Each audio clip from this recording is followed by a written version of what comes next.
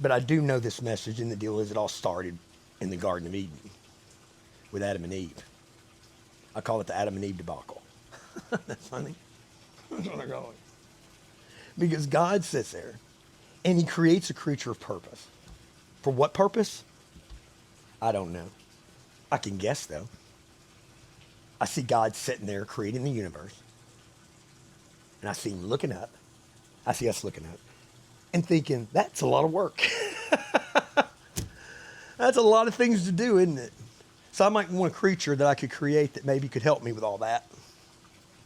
Somebody could be, so he created Adam and then he created Eve. And then Adam and Eve, they have one rule in this Garden of Eden, okay? One rule. Don't eat of the tree of the knowledge of good and evil. That's it. That's the only rule.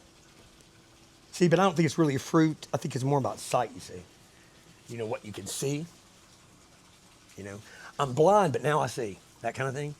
You look up and you can't see something. And then all of a sudden one piece of information will come in. You'll see what you couldn't see. That kind of thing. That's sight. That's what I call learned sight. And when you got that sight, with Adam and Eve, all of a sudden, they took a glimpse. And when you see something, you can't unsee what you saw. See, that's the problem. The knowledge of good and evil that God had planned to give us anyway. Now, why would he give us the knowledge of good and evil? Why would he give us all this stuff? Okay, he give you the stuff because he planned to give it to you in the first place, the knowledge of good and evil. Because when you're running the universe, you kind of sort of need to have some good knowledge. But how can you give that knowledge to somebody who can't even follow one rule? You can't. Because we didn't respect the knowledge, we didn't respect and understand it. We have to learn through it now. We have to learn our sight. You have to look up and see things. And the parables in the Bibles, that's what they do. And through our lives, we continuously live these same lives. And the deal is people live the same day every day, never really truly learn in anything because they don't ask questions, because questions are the answer.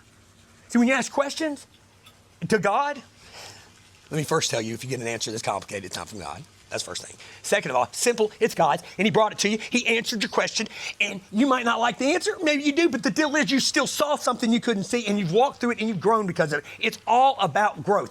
God put us here. This is basically a training route for growth.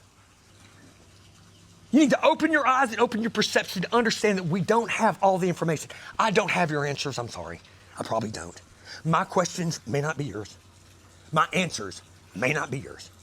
Because God has got you on this path, and whatever you believe that you need to do to get to God is what you need to do, because God's been talking your whole life. It's all about you, and you need to stop listening to everything else around you that's distracting you.